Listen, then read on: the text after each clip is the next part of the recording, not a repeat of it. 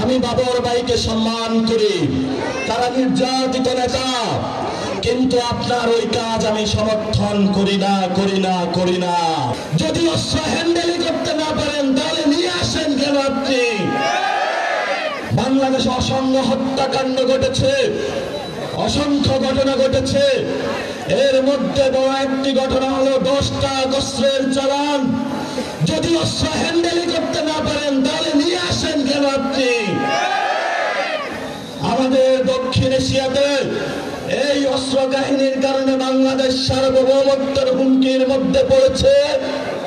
অসংখ্য মানুষের জীবন বিপন্ন হয়েছে, পার্শ্ববর্তী আঞ্চলিক সংঘাত বিরাজ করেছে। আমরা দেখতে পেয়েছি বিচারের নামে প্রহসন হয়েছে। আমরা ভবিষ্যৎ বাংলাদেশে যারা সরকারি প্রশাসনে রয়েছেন, রাজনৈতিক চেয়ারে আসবেন, তাদেরকে বলতে চাই, ভবিষ্যৎ বাংলাদেশে সার্বভৌমত্বের উপর আঘাত আসে এমন কোন অযাচিত সিদ্ধান্ত আপনারা আর নিবেন না। আমি বাবর ভাইকে সম্মান করি, তারা নির্যাতিত নেতা, কিন্তু আপনার ওই কাজ আমি সমর্থন করি না। আপনার এই কাজের কারণে বিএনপি ক্ষমতায় আসতে পারে নাই। হাসিনার মতো একজন খুনি ফ্যাসিস্ট ক্ষমতায় এসেছিল। গত 15 বছরে যারা বিএনপির নেতা কর্মী নির্যাতিত হয়েছিল, আমার ভাইদের উপর রক্ত চালিয়েছিল, গুলি চালিয়েছিল, এর জন্য ইতিহাসের কাঠ গড়ায় আপনিও দায়ী থাকবেন।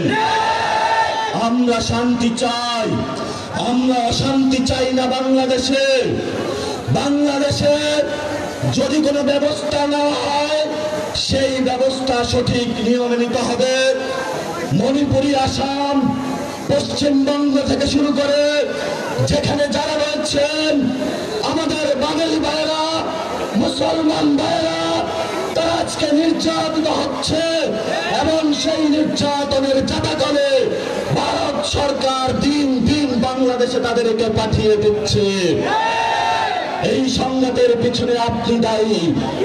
এই জন্য আমরা বাংলাদেশের রাজনৈতিক ব্যক্তি, সচেতন সমাজ সকলকে আহ্বান জানাবো, ভবিষ্যৎ বাংলাদেশে ভারত থেকে, আসাম থেকে, পশ্চিমবঙ্গ থেকে সীমান্ত হত্যা হচ্ছে, মুসলমানদের উপর নিপীড়ন হচ্ছে।